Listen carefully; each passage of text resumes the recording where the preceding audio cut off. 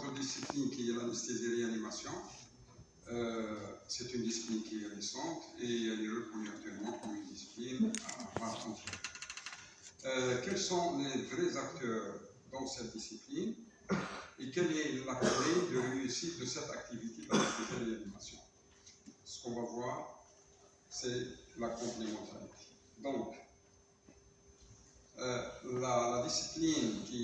cette discipline qui est l'anesthésie a considérablement évolué depuis la première démonstration publique de l'utilisation de l'ITER au 19e siècle à Boston, aux USA. Donc, l'anesthésie est devenue une spécialité médicale à part entière, reconnue par l'American Medical Association, l'American Board of Medical Specialties, et informer son patient sur le déroulement et conséquences de cet acte anesthésique, la détermination de la technique anesthésique, assurée par la suite et suite post-opératoire.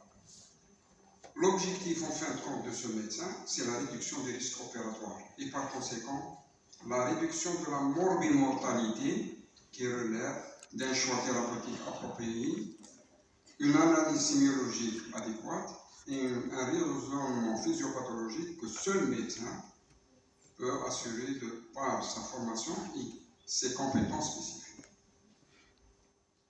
L'auxiliaire médical en anesthésie-réanimation, la profession de la MAR possède la profession la plus longue.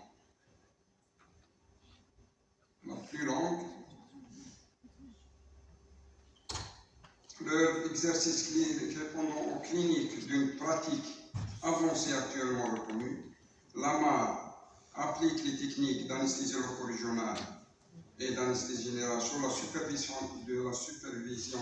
du médecin anesthésiste, ce qui leur confère une relative autonomie et une couverture légale adéquate. Au bloc opératoire, la MAR a une exclusivité d'exercice par rapport aux autres paramédicaux. Personne ne peut se substituer à lui, hormis le médecin anesthésiste. La MAR peut travailler également dans d'autres domaines où son expertise est reconnue, les services de réanimation, services mobiles d'urgence, centres antidouleurs, les salles de soins post-interventionnels. Le rôle de la MAR au sein de l'équipe. Les AMAR sont les collaborateurs des médecins anesthésistes réanimateurs. Leur formation et leurs compétences sont régies par des textes réglementaires. Le rôle de l'AMAR est d'assister les médecins anesthésistes, participe à l'organisation, la vérification et la préparation du matériel, l'exécution de certains gestes, la surveillance du déroulement de l'anesthésie, il veille sur la matériaux-vigilance. Donc, quelle est la clé de la réussite de cette activité? C'est la notion de complémentarité. La complémentarité est une notion utilisée dans divers domaines, entre autres le domaine d'anesthésie et réanimation, pour décrire la capacité de deux ou plusieurs éléments à se combiner pour former un noyau cohérent et efficace. En renforçant la complémentarité, les équipes peuvent atteindre des résultats exceptionnels et favoriser un environnement de travail très agréable, positif et productif. La complémentarité dans le travail. La pratique d'une activité partagée au profit du patient dans des lieux communs, dans le respect mutuel, des compétences et des responsabilités de chacun est basée sur une complémentarité absolue dans le travail. Le médecin anesthésiste doit former toujours une équipe qui travaille en complémentarité.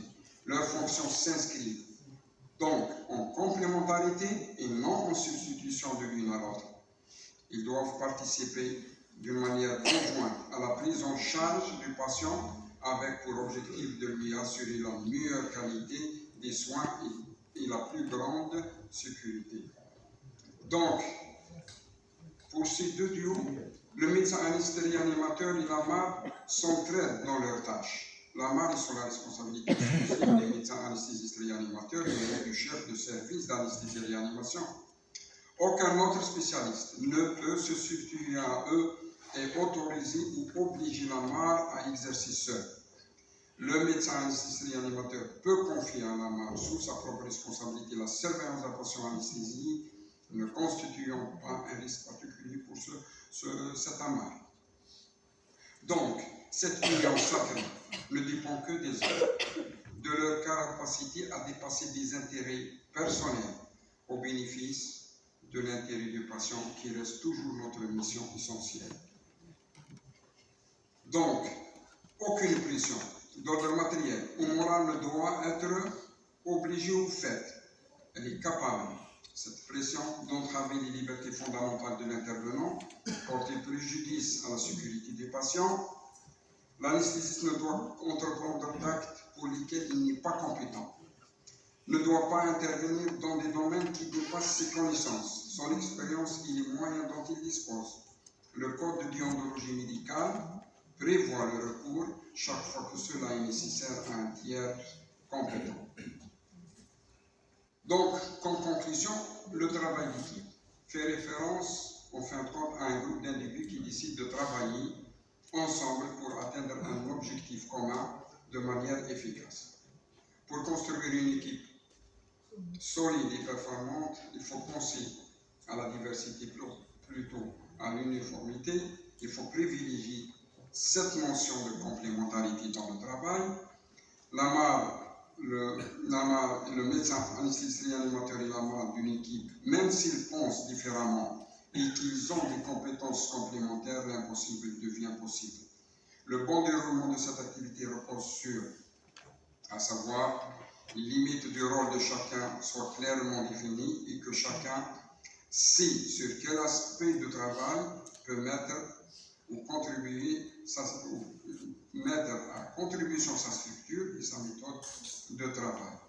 Et comme il disait le joueur du basketball Michael Jordan, le talent fait gagner des matchs, le travail d'équipe fait gagner des championnats. Je vous remercie.